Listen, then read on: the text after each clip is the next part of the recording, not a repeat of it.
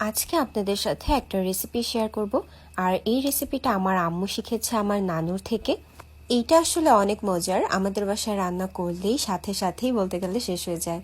এর জন্য প্রথমেই এখানে নিয়েছে কাঁচা মরিচ কুচি, পেঁয়াজ কুচি, ধনিয়া পাতা কুচি, এর মধ্যে দিয়ে দিল লাল মরিচের গুঁড়া, হলুদ গুঁড়া, আর তার সাথে ধনিয়া গুঁড়া এবং লবণ।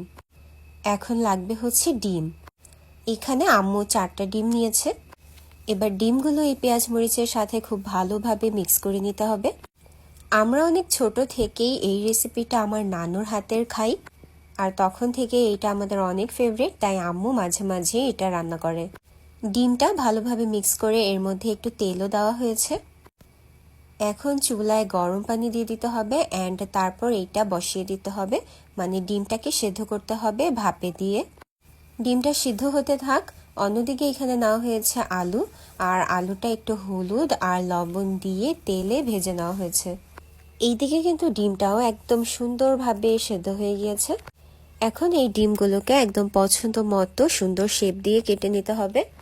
অনেকে এই পর্যায়ে ডিমটা না ভেজেই করে, বাট এটা ভাজলে বাহির থেকে লেয়ারটা একটু ক্রিস্পি হয়, সেটা খেতে বেশি ভালো লাগে। এইবার তরকারিটা রান্নার পালা। প্রথমেই প্যানে দিয়ে দিতে হবে তেল। এখন এর মধ্যে দিয়ে দিতে হবে পেঁয়াজ কুচি। পেঁয়াজটা সামান্য বাদামি করে ভেজে নেওয়ার পর এর মধ্যে দিয়ে দিতে হবে সামান্য আদা রসুন বাটা। তারপর একে একে দিতে হবে লাল মরিচের গুঁড়া, হলুদ গুঁড়া, ধনিয়া গুঁড়া, জিরা গুঁড়া আর লবণ। এবার এই মশলাটা খুব ভালোভাবে কষিয়ে নিতে হবে। এখন এর মধ্যে একটু পানি দিয়ে দিতে হবে এবং তার সাথে দিয়ে দিতে হবে টমেটো কুচি। আসলে এই তরকারিতে টমেটো দিলে কিন্তু এই তরকারিটা খেতে আসলেই অনেক মজা লাগে। ডিম, আলু আর টমেটোর কম্বিনেশন এই তরকারিটাকে আরো বেশি মজাদার করে তোলে।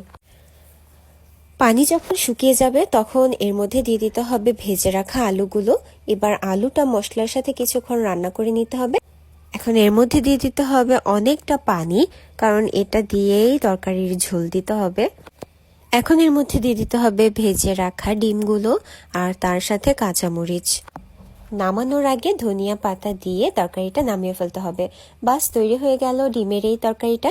এটা খেতে আসলেই অনেক মজার। আপনারা যারা খেয়েছেন অবশ্যই কমেন্ট করবেন, অ্যান্ড যারা কখনো এটা খাননি তারা অবশ্যই একবার হলেও ট্রাই করবেন। Thanks for watching.